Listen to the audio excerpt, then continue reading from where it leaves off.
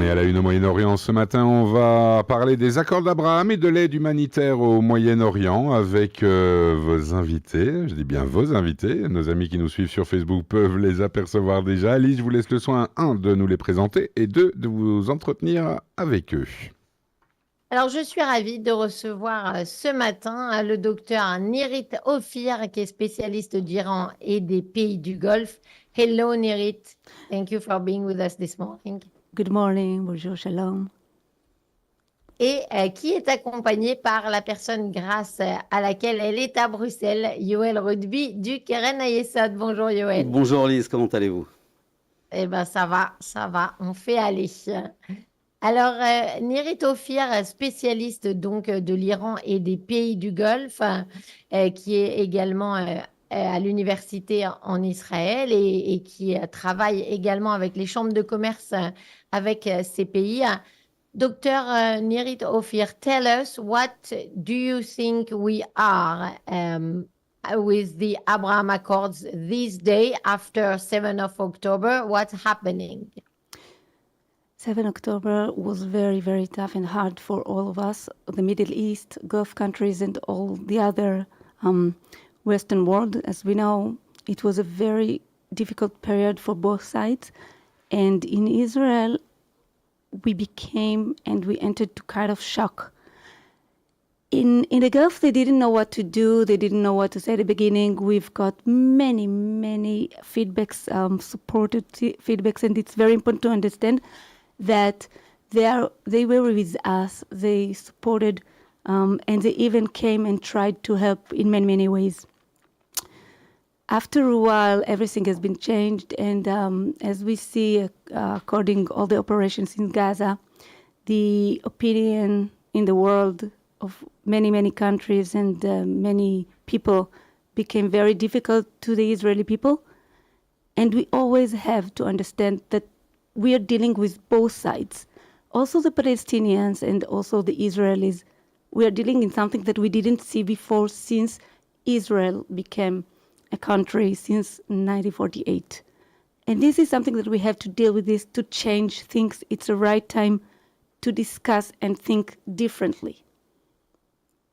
Alors, c'est vrai, le 7 octobre a été très difficile pour nous tous, en Israël bien sûr, mais même pour tout l'Occident. Et on était vraiment en état de choc. Et les pays du Golfe ne savaient pas très bien comment réagir ou quoi dire. Au début, ils ont été finalement très supportifs. On a reçu beaucoup de messages et ils ont même essayé de nous aider de plusieurs façons.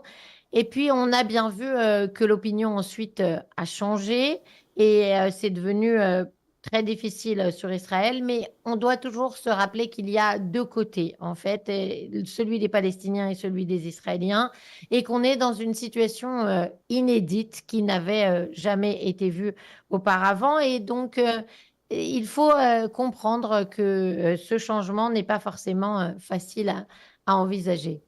We have seen Nirit Ofir, Qatar playing a big role, even in the hostages, even if they are not free, they are doing the mediator. Would you say that Qatar is exactly the example of country that is in both sides? Est-ce que vous diriez, on a vu le Qatar jouer un très grand rôle, notamment comme médiateur sur un potentiel accord sur les otages, même si dernièrement il n'a pas eu lieu. Est-ce que c'est justement un pays qui représente ces deux côtés, le Qatar? Qatar became role player during years, many years before what we've seen this year. In the Middle East, in Gulf countries, after 1990, as we know, and the Gulf War, the first Gulf War, Qatar became the one most rich country in the world. A very small country who's trying during years to survive, to be okay and to be fine with everybody. So what is going on nowadays, it's also shock to Qatar because Qatar became a player and I'm not quite sure that Qatar wanted to be at this place. The fact that Qatar support Hamas and Qatar during years supported with money that most of it I'm not quite sure that Qatar knew for where it goes, made a situation that she's between the lines. And we didn't have other choice because Qatar was very close to Hamas. So if we wanted to bring back the hostages, if we wanted at the beginning to think differently and to think how to solve it, Qatar was the first option, of course. And now things has been changed after Qatar couldn't anymore in one period. And one main point around 2 months ago, she couldn't handle it anymore. She couldn't bring more support in Israel, and moreover, she couldn't help with the hostages. And people in Israel think that Qatar failed, and people in Israel think that Qatar is not the main role player that's supposed to be here, the negotiator. And now it became a little bit low, and we have to think in a different way. Maybe Egypt, many other countries, but Qatar is not a role player anymore. Alors, effectivement, le Qatar a joué un très grand rôle et il le jouait déjà au Moyen-Orient depuis des années, depuis la guerre du Golfe dans les années 90. C'est un pays qui est extrêmement riche et c'était également un choc, cette situation pour le Qatar. Et je pense que quand ils se sont engagés dans le fait d'être un médiateur, ils ne savaient pas exactement où ils mettaient les pieds. C'est vrai qu'à partir du moment où le Qatar a toujours été très proche du Hamas, c'était logique, si on voulait faire avancer la situation des otages, de se tourner vers eux. C'était la première option possible. Aujourd'hui, ce n'est plus le cas. En Israël, il y a beaucoup de gens qui pensent que le Qatar n'a pas réussi, mais en tout cas, il joue un moins grand rôle. The Egypt has also tried, Dr. Nirit Ofir, to play another role, replacing Qatar. And we just happened to know from this morning that they changed, one of the Egyptians changed the content of the potential pact for the hostages. And so, of course, that's why it didn't happen. Can Egypt replace Qatar, in your opinion? Est-ce que l'Égypte peut remplacer le Qatar dans ce rôle de médiateur? We have to remember that Qatar doesn't have a border with Israel. Egypt, we do have a border, and very tough and complicated border. And at the beginning, with the agreements with in the 70s, the peace agreements with Egypt didn't include Gaza Strip and all the area of the Palestinians. So Egypt, it's like a fact. She has to manage and deal with something that she didn't see before, exactly like Israel. And it's very, very complicated because the threat of the peace agreement between Egypt and Israel is very sensitive currently. And we have to understand that the Palestinians that suffer from humanitarian issues, they just want to go to the Egyptian side. And this is something that really, really frightened the Egyptians. They don't want to see refugees in their homes, not from the Palestinian side. Alors, il faut se rappeler que le Qatar n'a pas de frontière avec Israël, alors que l'Égypte en a une frontière très compliquée d'ailleurs depuis 1967, une frontière qui n'incluait pas la bande de Gaza, qui n'incluait pas une partie des territoires palestiniens. Et aujourd'hui, l'Égypte doit faire face, comme Israël, à cette nouvelle situation. Et ce dont elle a le plus peur finalement, c'est du fait que les Palestiniens auraient envie de rejoindre son pays par cette frontière. Et ça, c'est absolument inacceptable. Dr. Nirit Ofir, you establish a lot of philanthropist activities and humanitarian in the Middle East. How is it going these days? Vous avez initié beaucoup d'activités humanitaires et philanthropiques au Moyen-Orient. Comment ça se passe en ce moment? We know that during 2011-2010, we've seen the Arab Spring around the Middle East, around all over the world. If someone thinks that the Arab Spring shocked and shaked an earthquake, kind of earthquake, only in the Middle East, it's a mistake because we see currently all over the world what is going on. And the first thing that I've been thinking to myself when I saw what is going on and what is happening in Syria it's that my 4 grandparents came from the Holocaust. And very good, one of my grandparents, she was saved thanks to non-Jewish people that she didn't know. They just hidden her in many places, and then she survived. And when everything started, I couldn't close my eyes. And then I decided to start with humanitarian aid around the border, because Holocaust for us was not different than Holocaust to other countries, with the differences. But we could see very brutal issues and think that I couldn't close my eyes. And this is how I started.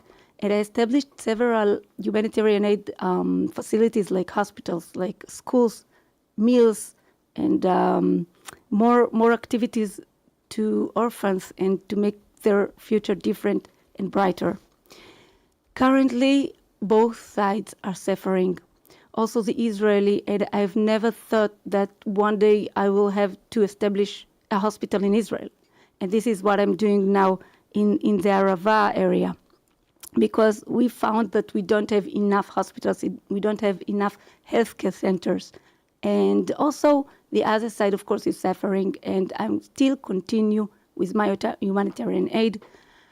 Many people said, how can you continue? What are you doing? You have problems at your home inside Israel. How can you continue to help the other side? Many people in Israel don't see the differences between sides and between different places, but I always remember that the humanity is first and foremost, because if we won't remember this and we won't act, nobody will for the both sides. Alors, quand on a cru dans les années 2010 que le printemps arabe était vraiment une révolution, finalement, c'est pas tellement le cas, on le voit aujourd'hui. En tout cas, moi, c'est ce qui est sûr, c'est que j'ai 4 grands-parents qui ont vécu l'Holocauste et la Shoah. Et donc, depuis le début, je sais que je ne peux pas fermer mes yeux par rapport aux catastrophes humanitaires. Et donc, j'ai décidé très rapidement de créer des hôpitaux, des écoles, de donner à manger à des orphelins. Et aujourd'hui, effectivement, la situation est très compliquée. Les deux côtés souffrent. Je n'aurais jamais cru que j'aurais besoin d'aider à construire un hôpital en Israël, mais c'est le cas. On le fait en ce moment dans la région du Sud, dans la Harava. On n'a pas assez d'hôpitaux, on n'a pas assez d'endroits pour s'occuper des gens. Et je sais qu'on me reproche aussi d'aider l'autre côté, mais moi, je pense qu'on doit toujours se rappeler que c'est l'humanité, qui vient d'abord. Et sinon, alors, on ne peut pas s'attendre à ce que les gens agissent humainement aussi de notre côté. Thank you, Dr. Nirit Ofir. And for finish, Yoël, Rutbi, you wanted to say something. Alors, Yoël, pardon, je vous parle en anglais. Le Keren Hayessod, donc, qui reçoit le Dr. Nirit Ofir. Vous vouliez ajouter quelque chose, Yoël? Oui, voilà, le Dr. Nirit Ofir vient dans le cadre que notre président a décidé. Nous avons décidé au Keren Hayessod déjà dès le début de l'année, et après le 7 octobre encore plus, de ne pas faire de gala et de choses comme ça, mais d'essayer d'amener dans des soirées. Là, nous avons 3 soirées. La première, c'était hier soir, et on en a une ce soir et une demain, où des gens viennent et on essaye de leur donner des choses intéressantes, de la réflexion sur le Moyen Orient, sur ce qui se passe. Il y a eu beaucoup de questions, il y aura beaucoup de questions, et surtout de comprendre que le Keren Hayessod reprend son rôle comme il a eu depuis 1920. Nous allons devoir reconstruire, parce que le Sud et le Nord subissent des dégâts énormes. Nous allons devoir reconstruire, nous allons devoir continuer à aider les populations. Et avec ce qu'on voit, ce qui se passe aujourd'hui dans le monde, dans les communautés en diaspora, le Keren Hayessod va également avoir un rôle à jouer. Je le disais depuis que je suis arrivé ici en Belgique, que le lien est indéfectible entre la communauté et la diaspora Israël. Je pense que le 7 octobre nous l'a rappelé d'une façon très, très, très dure, et on voit ce qui se passe, l'antisémitisme. Et donc je pense que les gens doivent comprendre que ça va vraiment être une question de survie, non seulement pour Israël, mais pour la communauté juive en diaspora. Et toutes ces tribus doivent s'unir, travailler ensemble. Donc voilà, nous allons faire des soirées de réflexion, mais le Keren Hayessod est en action. Nous sommes en action pour la communauté, pour Israël. Et grâce à nos donateurs, j'espère que cette année également, on pourra aider des choses dans la communauté, sur tout ce qui se passe avec les jeunes et tout ça. Merci Yoël. On n'est pas en avance, c'est l'heure du journal. On vous remercie, à très bientôt.